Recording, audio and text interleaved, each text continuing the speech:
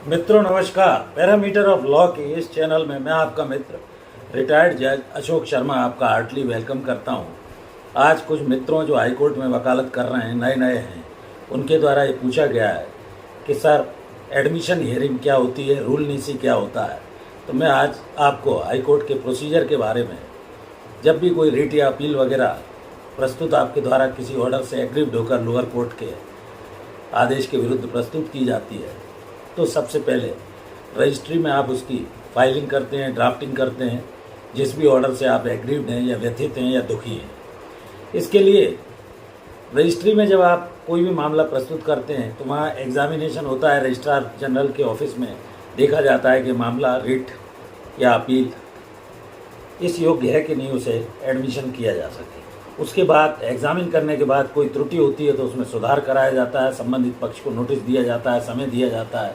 उसके बाद ये मामला एडमिशन स्टेज पर रखा जाता है। आज मैं आपको इस वीडियो में कुछ महत्वपूर्ण जानकारी बताने जा रहा हूँ। वीडियो को शुरू से अंत तक देखें, बीच में एस्केप न करें, अन्यथा जानकारी समझ में नहीं आएगी। आधी अधूरी जानकारी से काम नहीं चलने वाला। तो हाई कोर्ट में एडमिशन हियरिंग कैसे होती है, ये एक प्रैक्टिकल आस्पेक्ट है। ये जो प्रैक्टिस कर रहे हैं जानकारी महत्वपूर्ण है और इसको देखें। सीक्रेट इन्फॉर्मेशन नहीं है, लेकिन खुद का केस जब तक नहीं चला हो या आपके वकील साहब के साथ आपने पूरी जानकारी नहीं ली हो, प्रक्रिया से जुड़ी हुई जानकारी है, इसलिए इसको देखा जाना आवश्यक है और जानना जरूरी है। कुछ लोगों ने ये बताया कि कई महत्वपूर्ण जो मेरे द्वारा वीडियो डाले गए हैं उससे अच्छी जानकारी मिली है और उनका काफ़ी ज्ञान बढ़ा है। तो कानूनी स्टेट्यूटरी वार्निंग मैं ये दे रहा हूँ कि पूरा वीडियो जरूर देखें। एडमिशन हियरिंग जो है वो हाई कोर्ट और सुप्रीम कोर्ट के समक्ष जो भी रिट या अपील जाती है, SLP जाती है, उनमें होती है। और ट्रायल कोर्ट में ये कार्रवाई नहीं होती है। ट्रायल कोर्ट जो होती है अर्थात विचारण न्यायालय, चाहे वो सिविल का मामला हो या क्रिमिनल का, उसमें पूरी प्रक्रिया अपनाई जाती है। उसमें मामला प्रस्तुत होने के बाद विपक्षी को नोटिस दिया जाता है, इश्यूज बनाए जाते हैं, एविडेंस ली जाती है, डॉक्यूमेंट्स लिए जाते हैं। दोनों पक्षों के बाद एविडेंस के आधार पर मेरिट पर मामले का निराकरण किया जाता है और सम्मन्स या नोटिस जरूर इशू किया जाता है नेचुरल जस्टिस के तहत। अब जहाँ तक हाईकोर्ट में रिट या अपील का सवाल है, इसमें हाईकोर्ट एविडेंस वगैरह नहीं लेता है, चाहे वो रिट हो या अपील हो। जनरली एग्जामिन करने का मुख्य कार्य जो एडमिशन स्टेज का है वो स्क्रूटनी करके स्क्रीनिंग उसकी और चेकिंग करने का है कि ये मामला वास्तव में मेरिट पे जाने लायक है कि नहीं। कई बार कोर्ट कई मोशन हियरिंग में सुनने के बाद एडमिशन हियरिंग पर ही मामले को लिख कर के ये मेरिट लायक नहीं है और वहीं डिस्पोज ऑफ भी कर देते हैं। तो हाई कोर्ट ऑलरेडी अगर इतना ओवरबर्डन हो गया है कि अगर मोशन पर ना सुने वो तो बहुत सारे मामले जो गुण दोष लायक नहीं है, दोनों पक्षों की एविडेंस सुनने लायक, पूरा देखने लायक नहीं है रिकॉर्ड पर, तो उसी स्टेज पर भी समाप्त कर दिए जाते हैं। इसको उदाहरण से समझाता हूँ। जैसे आप किसी डॉक्टर के पास कोई मर्ज या बीमारी को लेकर गए, OPD में अगर डॉक्टर को ऐसा लगता है देखने के बाद, चेक करने के बाद, तो वो आपको छोटी मोटी दवा लिखकर, एक्सरसाइज कराकर और डिस्चार्ज कर देते हैं, छोड़ देते हैं। यदि डॉक्टर इस नतीजे में पहुंचते हैं एग्जामिनेशन करने के बाद कि पेशेंट का मामला सीरियस है, इसको भर्ती करना जरूरी है, ICU में भी ले जाना जरूरी है, तो वो आपको एडमिट कर लेते हैं। उसी तरह ये एडमिशन स्टेज को समझ लीजिए।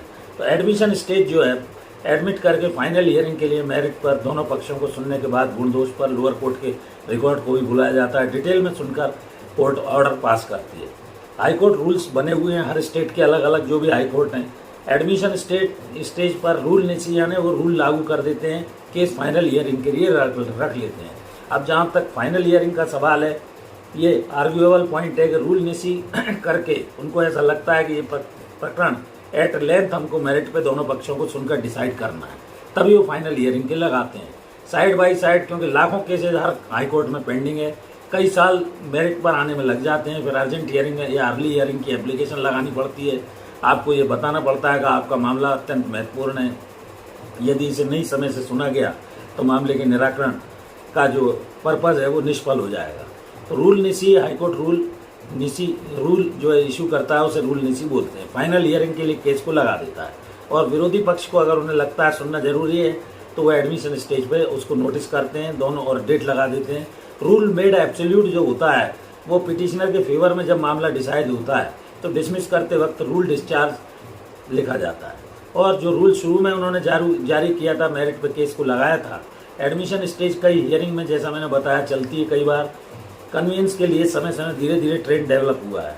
तो ये इस तरह एडमिशन स्टेज की पूरी प्रक्रिया कोर्ट अपनाते हैं और ये हाई कोर्ट और सुप्रीम कोर्ट में मुख्यतः चलती है, ट्रायल कोर्ट में नहीं।